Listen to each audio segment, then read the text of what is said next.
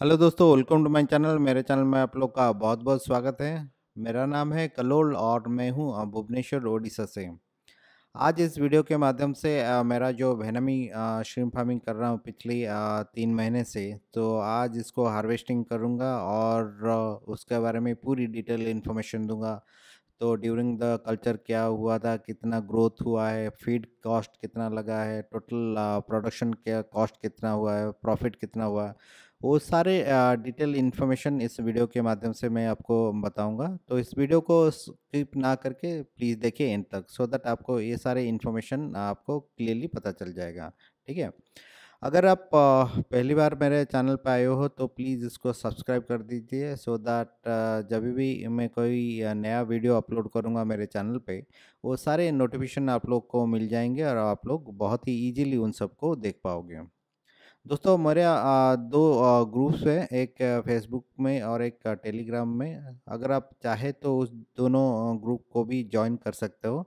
क्योंकि जब भी मैं कोई इंफॉर्मेशन या कोई यू कंटेंट अपलोड करूँगा मेरे चैनल पे, तो वहाँ पे मैं जो जिन दोनों ग्रुप्स हैं वहाँ पे मैं पब्लिश करूँगा, सो दैट आप लोग को पता चल जाएगा और आप लोग बहुत ही इजीली उन सबको देख पाओगे। तो फिर चलिए आज मैं आपको दिखाता हूँ मेरा जो वेनामी श्रिम्प का कंप्लीट हार्वेस्टिंग। ये देखिए, मैंने ऑलरेडी मेरा जो ड्रेन पाइप है तो उसको मैंने ऑलरेडी निकाल चुका हूँ और ये स्लोली कुछ टाइम के बाद ये कम्प्लीटली जब पानी खाली हो जाएगा, फिर हम उस पर हार्वेस्टिंग करेंगे और देखेंगे कि जो हमने स्टॉकिंग किया था और अभी का जो स्टॉकिंग है, कितना मोर्टेलिटी हुआ है, फाइनल बायोमास क्या निकला है, वो सारे डिटेल इन्फॉर्मेशन अभी लाइव देखेंगे। ठीक है। तो मैंने जब ये वेनामी श्रिम्प को स्टॉकिंग किया था, लगभग 2500 पीसेस का स्टॉकिंग किया था।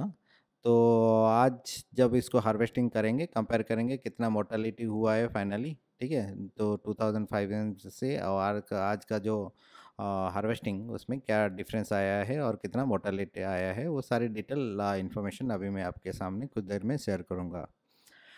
दोस्तों, यहाँ पे आप देख सकते हैं पानी धीरे धीरे खाली हो रहा है और चारों तरफ देख सकते हैं जो वेनम श्रिम्प कैसे मूवमेंट कर रही हैं। और ये देखिए, ये बहुत ही एक्टिव है। ये लगभग मेरे ख्याल से ये मोर देन 30 ग्राम 35 ग्राम के ऊपर हैं ऑन एन एवरेज। जो मेरा जो लास्ट वीडियो था तो वहाँ पे मैंने आपको दिखाया था अराउंड 100 डेज में ये श्रिम्प का जो बॉडी वेट लगभग 41 ग्राम हो चुका था। तो आज जब हम इसको वेट करेंगे सारे श्रिम्प को, तभी पता चलेगा कि इसका एवरेज बॉडी वेट कितना हुआ है। तो मैंने ड्यूरिंग ये जो हार्वेस्टिंग करने से पहले अराउंड 12 किलो के आसपास श्रिम्प मैंने सेल आउट कर दिया था। उसमें कुछ कंज्यूम किया था, सेल्फ कंज्यूम हुआ था और कुछ सेल कर दिया था ऑलमोस्ट। ठीक है। तो आज जो भी श्रिम्प, जितने भी किलो यहाँ पे श्रिम्प निकलता है, फिर हम जो टीएल जो 12 किलो उसमें ऐड कर देंगे, वो हो जाएगा ये 10,000 टैंक से उतना फाइनल हार्वेस्टिंग। दोस्तों, आप जो देख रहे हो यहाँ पे, ये जो ड्रेनेज सिस्टम है, जो मेरा जो बायोफ्लॉक टैंक है, ये है सेंट्रल ड्रेनेज सिस्टम। तो इसके ऊपर क्या किया था, हमने एक नेट कवर करके रखा था, क्योंकि ये जो ड्रेनेज सिस्टम में क्या होता है, वो छोटे छोटे होल्स होते हैं। जब हम बेबी श्रिम्प को स्टॉकिंग करते हैं, वो बहुत ही छोटे होते हैं और बहुत ही चांसेस होते हैं कि उसके अंदर चले जाएंगे और मोर्टेलिटी का चांसेस रहता है, तो इसलिए हमने उसको डेफा से बंद कर दिया था। तो यहाँ पे आप देख सकते हैं क्लोज व्यू वेनामी श्रिम्प का। तो ये देख सकते हैं, इनका मोस्टली सभी श्रिम्प का जो ग्रोथ काफ़ी यूनिफॉर्म ग्रोथ हुआ है। आप देख सकते हैं, ये हाथ में इसने ले रखा है और आप देख सकते हैं इसका जो साइज़ है, तो काफ़ी बड़ा साइज़ है। देखिए, पूरा पाम को कवर कर रहा है। सो ऑन एन एवरेज उसका मोर देन 30-35 ग्राम के ऊपर ही है और उसका सभी का ऑलमोस्ट साइज़ सेम ही है।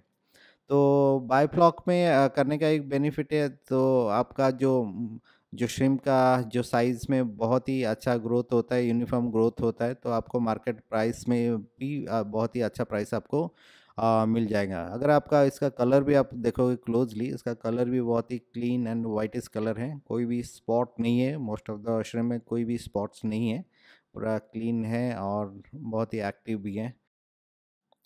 दोस्तों अगर आप बायोफ्लॉक में बेनामी श्रिम्प कल्चर करना चाहते हो तो ये जो 10,000 लीटर का जो टैंक्स होते हैं आप उस पे मत कीजिए, क्योंकि ये जो टैंक्स होते हैं ये बहुत ही छोटे टैंक्स होते हैं।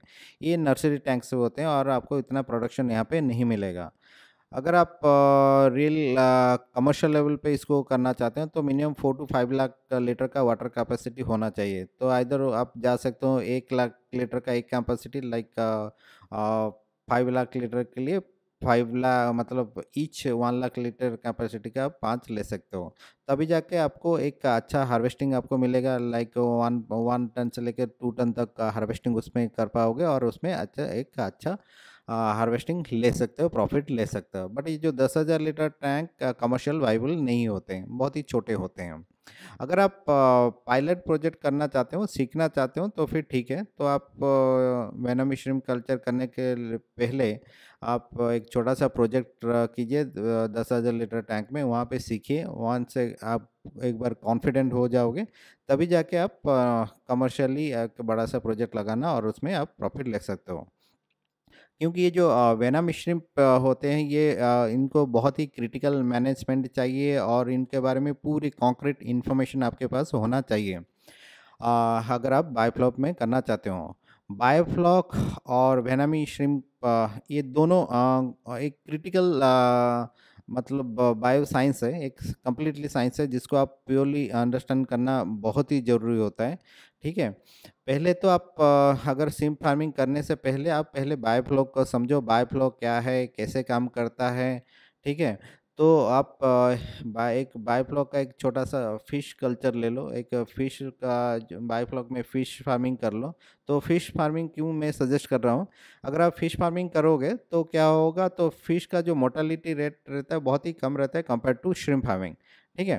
तो फिश जब मरती हैं स्लोली स्लोली, एक दो ऐसे स्लोली स्लो से उनका मतलब डेथ होता है, तभी आप उसको कंट्रोल कर पाओगे क्यों मर रहा है। किसी के पास अगर कोई बायोफ्लॉक में एक्सपर्ट है तो उनसे भी सजेशन ले पाओगे। ठीक है, उसे आप फिक्स कर सकते हो, क्योंकि श्रिम्प में क्या होता है तो इमीडिएटली उनका मोर्टालिटी हो जाता है, जल्दी मर जाते हैं, आपका लर्निंग के लिए कोई स्कोप नहीं मिलता। तो मेरा कहने का यही मतलब है, पहले अगर आप बायोफ्लॉक में श्रिम्प कल्चर करना चाहते हो तो पहले आप बायोफ्लॉक के बारे में पूरी इंफॉर्मेशन ले लो, उसके बारे में पूरी डिटेल इंफॉर्मेशन जान लो। एक बार बायोफ्लॉक में कल्चर कर लो और उसमें वाटर पैरामीटर कैसे मेंटेन करना पड़ता है, डेली क्या क्या टैक्स होते हैं। ठीक है, वो सब ठीक से जान लो, फिर जाके आप उस श्रिम्प कल्चर करना। क्योंकि श्रिम्प कल्चर के लिए बहुत सारे वाटर पैरामीटर को आपको मेंटेन करना पड़ता है डे टू डे बेसिस पे। ठीक है। तो श्रिम्प इसलिए कि जो वेनमी श्रिम्प है पर्टिकुलरली ये बिलोंग करता है सी से, ये नॉर्मल फ्रेश वाटर श्रिम्प नहीं है। तो ये बिलोंग करता है सी से। तो अगर आप इसको फ्रेश वाटर में करना चाहते हो तो उसके लिए बहुत सारे पैरामीटर्स आपको मेंटेन करना पड़ता है। मेरा जो वेना श्रिम्प में जो कर रहा हूँ ये सी वाटर नहीं है, ये जैसे कम्प्लीटली फ्रेश वाटर।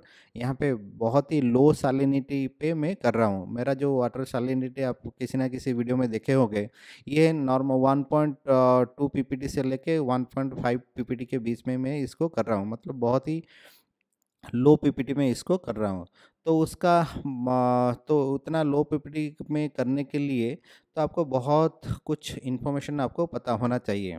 नॉर्मली जो वेनामी श्रिम्प कल्चर किया जाता है अराउंड 15 से लेके 20 पीपीटी में लोग करते हैं। ठीक है। बट यहाँ पे जो मैं कर रहा हूँ 1.2 पीपीटी से लेके 1.5 पीपीटी के बीच में कर रहा हूँ। ठीक है।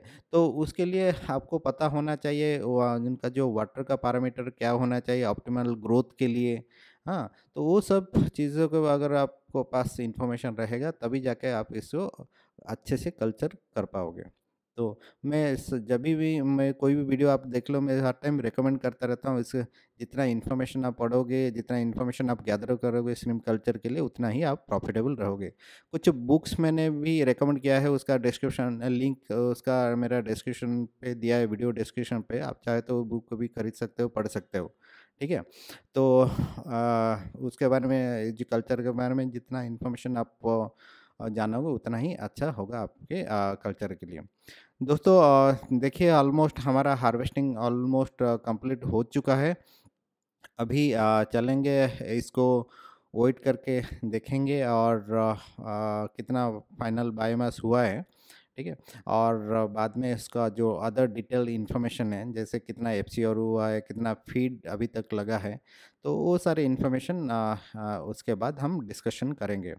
तो ये जो आज का जो हार्वेस्टिंग था, ये इससे पहले मैंने जो पहले बताया था ऑलमोस्ट 12 किलो के आसपास मैंने ऑलरेडी हार्वेस्टिंग कर दिया था, जिसको मैंने कुछ सेल्फ कंज्यूम किए थे और कुछ हमने सेल आउट कर दिया था।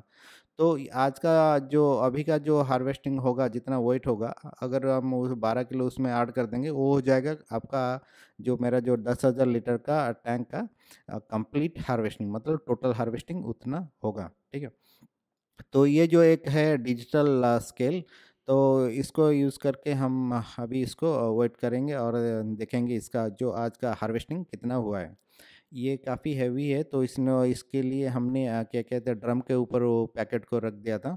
तो अभी उसको चलिए वेट करके देखते हैं और इसका फाइनल बायोमास कितना होता है, ठीक है? तो उससे पहले पहले जो डिजिटल स्केल है उसको पहले ज़ीरो पे लाते हैं। तो आप यहाँ पे देख सकते हैं ये कम्प्लीटली ज़ीरो पे है अभी। अभी चलिए उसको वेट करके देखते हैं कितना हार्वेस्टिंग हुआ है। तो बाद में अदर इन्फॉर्मेशन जो है, जो फीड, एफसीआर और उसका प्रॉफिट एंड लॉस, वो सब डिस्कशन करेंगे उसके बाद। तो काफ़ी हैवी है। तो यहाँ पे आप देख सकते हैं इसका जो फाइनल बायोमास कितना हुआ है। ये जो इसका जो स्क्रीन है थोड़ा डार्क कलर का है, इसके क्लियरली दिख नहीं रहा है। तो आप यहाँ पे अभी दिखा, तो यहाँ पे आप देख सकते हैं ये है 37 kg। सो टोटल बायोमास अभी का जो हार्वेस्टिंग हमने किया है ये है 37 kg का टोटल बायोमास है। अगर जो उसके ऊपर हम अगर जो प्री हार्वेस्टिंग हमने जो किया था 12 किलो, उसको अगर ऐड कर देते हैं तो हमारा हो जाता है अराउंड 49 केजी। तो इसका मतलब हुआ हमारा जो 10,000 लीटर का टैंक है उसमें हमने हार्वेस्टिंग किया है ऑलमोस्ट 49 केजी, मतलब क्लोज टू 50 केजी का हार्वेस्टिंग हमने किया है। मतलब अराउंड पर क्यूबिक मीटर आप कंसिडर कर सकते हैं 5 किलो का, क्लोज टू 5 किलो का हार्वेस्टिंग हमने सक्सेसफुली किया है। 5 किलो पर क्यूबिक मीटर एक बहुत ही अच्छा हार्वेस्टिंग है पर 10,000 लीटर टैंक से, एक छोटा सा टैंक से अगर इतना हार्वेस्टिंग होता है, दैट इज़ क्वाइट गुड मेरे हिसाब से। तो अभी चलिए बात करते हैं जो अदर टेक्निकल इन्फॉर्मेशन, जैसे हमने कितना स्टॉकिंग किया था, कितना मोर्टालिटी हुआ है, उसके बारे में अभी चलिए मैं आपको डिटेल इन्फॉर्मेशन अभी आपको शेयर करता हूँ। तो आपको जैसे पता होगा कि ये मैंने बताया था जो मेरा जो टैंक में 10,000 लीटर टैंक है उसमें स्टॉकिंग किया था 2,500 पीसेस के आसपास। तो आज का जो हार्वेस्टिंग हमने किया है और जो पहला वाला जो 12 किलो का एडिशनल प्री हार्वेस्टिंग कर दिया था, तो वो दोनों को अगर मिलाते हैं तो होता है 1400 पीसेस हमको मिला है हार्वेस्टिंग का। और उसमें अगर माइनस कर देते हैं 2500 से 1450, अराउंड आता है 1070 पीसेस हमारा यहाँ पे मोर्टालिटी रेट है। फाइनल हार्वेस्टिंग वेट है यहाँ पे 37 की जो आज का, और प्री हार्वेस्टिंग का जो है 12 किलो, तो दोनों को अगर मिलाते हैं तो आता है फाइनल हार्वेस्टिंग आपका होता है टोटली 49 केजी। एवरेज स्ट्रीम का बॉडी वेट होता है यहाँ पे अगर आप मल्टीप्लाई करेंगे तो ये होता है अराउंड 34 ग्राम ईच, और पर क्यूबिक मीटर का आप यहाँ पर आपको मिलता है सो अराउंड 4.9 केजी, जो कि काफ़ी अच्छा मतलब ग्रोथ है और हार्वेस्टिंग है। मतलब 1 क्यूबिक मीटर में अगर आपको 5 किलो के आसपास मिलता है तो देखिए क्वाइट गुड। चलिए अभी जो उसका जो फीड का कॉस्टिंग किया हुआ है, एफसीआर किया हुआ है, उसके बारे में बात करते हैं। जो टोटल बायोमास है हमारा 49 केजी, फीड यहाँ पे कंज्यूम हुआ है 36 केजी। अगर एफसीआर देखेंगे तो उसका आता है 0.7, और फीड अगर मानने के पर किलो आता है अगर 80 रुपीज़ का, तो टोटल फीड के ऊपर हमारा इन्वेस्टमेंट रहा है अराउंड 2,880 रुपीज़ का। टोटल फीड के ऊपर हमने खर्चा किया है अभी तक। ठीक है, यहाँ पे अगर दूसरा जो इन मतलब एक्सपेंसेस यहाँ पे ऐड नहीं कर रहे, ओनली फीड का खाली खर्चा हम यहाँ पे देख रहे हैं। तो यहाँ पे आप देख सकते हैं जो सीड का जो प्राइस आता है वो 0.4 पैसा से लेके 80 पैसा तक आता है। तो हमने कंसिडर किया 40 पैसा, तो 2500 पीसेस का कॉस्टिंग आता है सीड का 1000 रुपीज़ का। ठीक है, तो हमने यहाँ पे सीड के ऊपर खर्चा किया है 1000 रुपीज़।